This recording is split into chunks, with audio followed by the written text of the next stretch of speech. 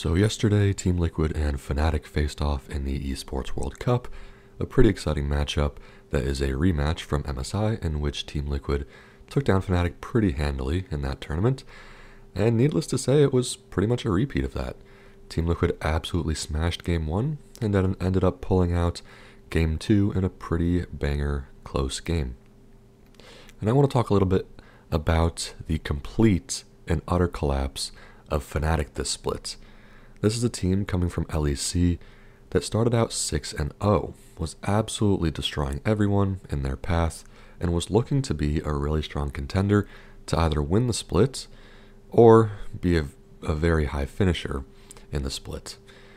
And since that 6-0 start, they have now lost 3 games in a row in the LEC, and they have an utterly atrocious performance getting 2-0'd by Team Liquid at EWC. Now, I don't know the specific reason for this. Of course, I'm not part of the team. It obviously has something to do with, a player or a staff member behind the scenes. I don't know what's happening, but there's obviously some kind of discourse happening there.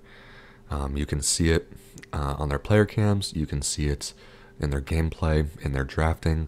Something is not right. Nobody seems to be on the same page. And it just seems like for FNATIC right now, everything that could go wrong is going wrong.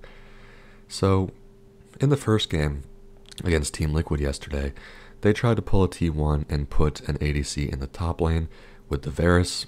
It did absolutely nothing. It got completely stomped. Not in lane.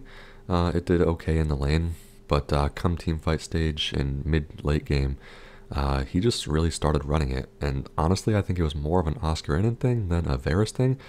He was literally just gifting Team Liquid free kills in side lane with how fed the Ziggs was at that point. So in this first game you can see how absolutely terrible FNATIC's draft is. They really have no chance of winning this game outside of a miracle. They just generally scale worse. They have worse team fight. They have no front line.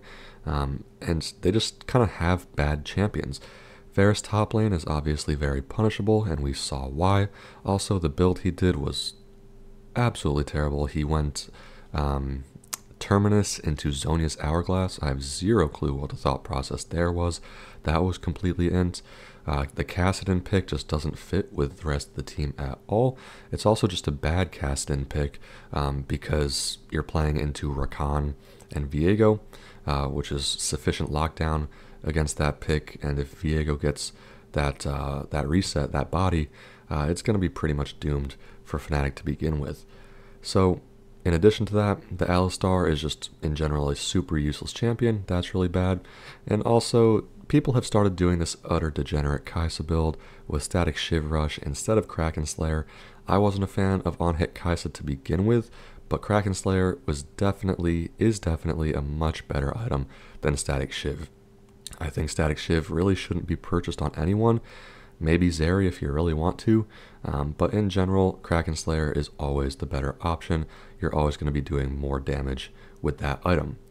So just in general in the first game, Team Liquid has the far superior draft just because they have better champions. They scale better, they have better team fight, as I said before, and it showed in the game. It was an utter curb stomp. Ziggs got super far ahead in the early game, and FNATIC just kind of collapsed. They were a complete no-show in the first game, and I don't really know what happened there. The draft was bad, the gameplay was bad, and they just look like a pretty big disaster right now. And then in Game 2, they actually had the winning draft. They scaled way better. Team Liquid opted to go for a full early mid-game snowball comp with Lucian Nami and Xin Zhao. They scaled horribly, and the game reached the 30-plus minute scaling teamfight stage where FNATIC should have been able to win. The problem is that they fell so ridiculously far behind in the early game that it didn't matter. And that is thanks to Noah. This guy completely ran it down on Corki. I have zero clue what he was doing. I think he was like 2-5 at one point, and he had 60 farm at like 15 minutes. I don't know what was happening. He obviously just wasn't really trying to win the game. It was really, really suspicious to see that kind of play coming out of a pro player in an international tournament. So based off these two games, there's obviously some kind of, pretty hefty discourse within the team. Um, you know, in game one, you have an atrocious troll draft, and you're a complete no-show. In game two, you have a really good draft that should be winning, and you just completely run it down anyways. So I do not know what's happening with this team, and you have to be really skeptical rather, about Fnatic's future, especially this year. They're coming off a semi-decent performance at MSI, where they were competitive with a lot of pretty solid teams. And they were off to a really great start in the summer split in the LEC. Like I said before, starting 6-0. They seemed pretty unstoppable. And since then, they've lost 3 straight in the LEC. And then yesterday, they get utterly curb stomped by Team Liquid. So, when they come back to the LEC, what are they going to do in the playoffs? How are they going to look? Are they going to be able to get a top 2, top 3 finish?